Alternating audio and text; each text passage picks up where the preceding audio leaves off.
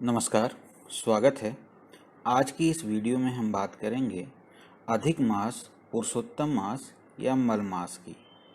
ऐसा माना जाता है कि इस मास में किए गए धार्मिक कार्यों का किसी भी अन्य माह में किए गए पूजा पाठ से 10 गुना अधिक फल प्राप्त होता है। अतः पूरे मास में लोग पूजा पाठ, भगवत भक्ति, व्रत उपवास, जप और योग आदि धार्मिक कार्यों में संलग्न रहते हैं। तो चलिए जानते हैं क्या है इससे संबंधित पौराणिक कथा और क्या है इसका महत्व। सर्वप्रथम यह जानने की कोशिश करते हैं कि यह अधिक मास, पुरुषोत्तम मास या मल मास आता कब है। तो इसका जो प्राकट्य होता है वह हर 3 साल में एक बार होता है। भारतीय गणना सूर्य मास और चंद्र मास के अनुसार चलती है और वर्ष भर का कैलेंडर भी इसी के अनुसार बनता है। अधिक मास चंद्र वर्ष का एक अतिरिक्त भाग है। यह अतिरिक्त भाग क्यों आता है? तो सूर्य वर्ष और चंद्र वर्ष के बीच लगभग 11 दिनों का अंतर होता है और 3 साल में यह अंतर लगभग 1 मास के बराबर हो जाता है। तो इस कारण से इस अंतर को पाटने के लिए एक अतिरिक्त चंद्रमास का अस्तित्व में आना होता है, जिसे हम अधिक मास के नाम से जानते हैं। अन्य नामों के पीछे की क्या कहानी है, इसे भी समझते हैं। इस मास के दौरान हिंदू धर्म के विशिष्ट व्यक्तिगत संस्कार यथा नामकरण, यज्ञोपवीत, विवाह और सामान्य धार्मिक संस्कार जैसे गृह प्रवेश या फिर नई बहुमूल्य वस्तुओं की खरीदी आदि आमतौर पर नहीं किए जाते। तो इस कारण से ये वर्जित हुआ है। और वर्जित क्यों हुआ? क्योंकि अतिरिक्त होने के कारण इसे मलिन माना गया और इसे मल मास का नाम दिया गया। कहा जाता है कि भारतीय मनीषियों ने अपनी गणना पद्धति से हर चंद्रमास के लिए एक देवता निर्धारित किया, परंतु अधिक मास का अधिपति बनने के लिए कोई भी देवता तैयार नहीं हुए।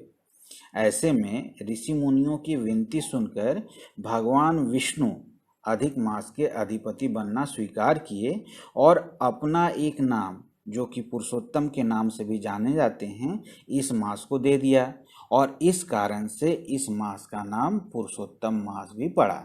तो ये थी इन दोनों नाम के पीछे की कहानी। आगे की बात करते हैं कि पौराणिक कथा क्या है इससे संबंधित। तो दैत्यराज हिरण्यकश्यप के वध से संबंधित है पौराणिक कथा। एक बार दैत्यराज हिरण्यकश्यप ने ब्रह्मा जी का कठोर तप किया, उन्हें प्रसन्न कर अमरता का वर मांग लिया। लेकिन अमरता का वर तो दिया नहीं जा सकता था, इसलिए ब्रह्मा जी ने उसे अन्य कोई वर मांगने को कहा। तब वर के रूप में हिरण्यकश्यप ने मांगा कि उसे संसार का कोई नर, नारी, पशु, देवता या असुर न मार सके। वह वर्ष के 12 महीनों में मृत्यु को प्राप्त न हो। जब वह मरे तो न तो दिन का समय हो और न रात का, न तो किसी अस्त्र से मरे और न किसी शस्त्र से, न उसे घर में मारा जा सके और न ही घर से बाहर। तो इस प्रकार ब्रह्मा जी से यह वरदान उसे मिल गया और इस वरदान को लेकर वह स्वयं को अमर समझने लगा और स्वयं को भगवान घोषित कर दिया उसने।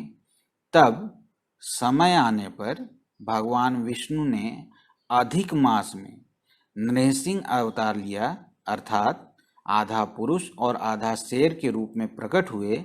शाम के समय देहरी के नीचे अपने नाखूनों से हिरण्यकश्यप का सीना चीरकर उसे मृत्यु के द्वार भेज दिया। तो इस प्रकार अधिक मास में उसकी मृत्यु हुई। आइए अब जानते हैं महत्व के विषय में। रामचरितमानस में तुलसीदास जी ने लिखा है, क्षिति जल पावक गगन समीरा, पंच रचित अति अधम शरीरा। अर्थात पृथ्वी, जल, अग्नि, आकाश और वायु से मिलकर ही प्रत्येक जीव का निर्माण हुआ है। अधिक मास में समस्त धार्मिक कृत्यों, चिंतन, मनन, ध्यान, योग आदि के माध्यम से साधक अपने शरीर में समाहित इन पंच तत्वों में संतुलन स्थापित करने का प्रयास करता है। अपने धार्मिक और आध्यात्मिक प्रयासों से प्रत्येक व्यक्ति अपनी भौतिक और आध्यात्मिक उन्नति और निर्मलता के लिए उद्यत होता है। ऐसा माना जाता है कि इस दौरान किए गए प्रयासों से समस्त कुंडली दोषों का भी निराकरण हो जाता है। साथ ही साथ विष्णु मंत्र का जाप करना चाहिए और उसे स्वयं विष्णु भगवान आशीर्वाद देते हैं। पापों का नाश होता है और समस्त इच्छाएं पूरी होती हैं। भगवान विष्णु जी की भक्ति, उपासना और श्रीमद् भागवत की कथा सुनने से कई गुना फल की प्राप्ति होती है। साथ ही साथ श्री सत्यनारायण व्रत कथा का भी आयोजन करना चाहिए, ऐसी मान्यता है।